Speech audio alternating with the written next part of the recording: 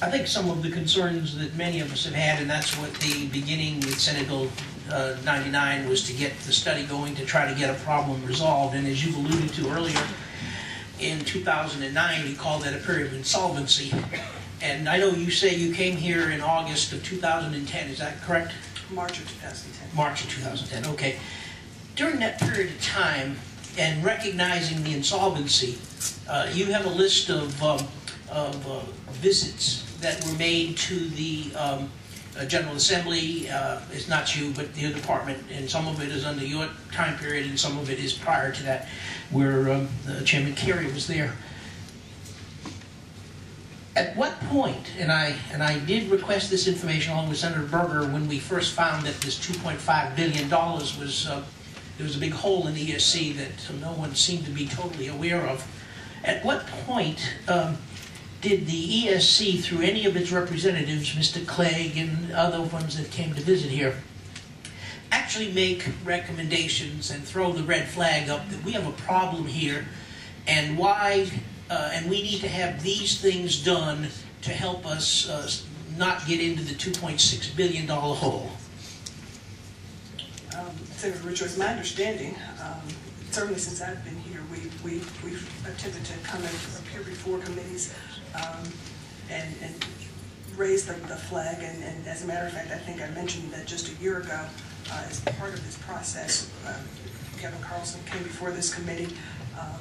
I also understand that even prior to 2009, there were visits, both formal visits and informal visits, to talk about the raising the red flag that insolvency was certainly on the horizon.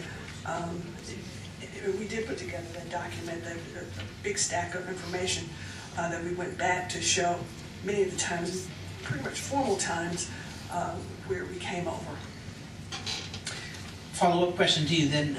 Under that circumstance, you surely may have said, hey, there's a problem here, but do you not think that as the leader of ESC, that you would have come forward either to the governor's office or to the General Assembly leadership or any of the committees and say, folks, we're in the hole, we need to increase taxes or we need to do benefit reductions? Don't you think that should have been part of the responsibility of the ESC, since you all manage it, and therefore the leader of that should have taken the responsibility there? Oh, absolutely, I agree, and in fact, I think we did do that and have been doing that. We have talked to the governor's office. I think I mentioned our internal study that we launched shortly after I got there. We've made some recommendations. We've talked to the governor's office. We've come over here.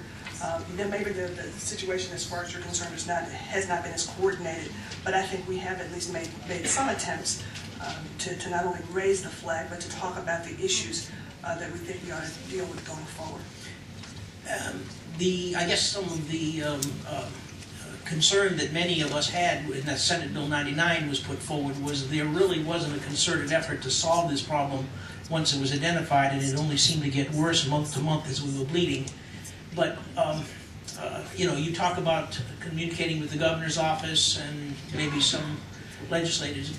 You know, in the future, don't you think it'd be a good idea to be a little bit forceful in saying, "Hey, folks, we got a problem here that we need to fix now"? I don't disagree.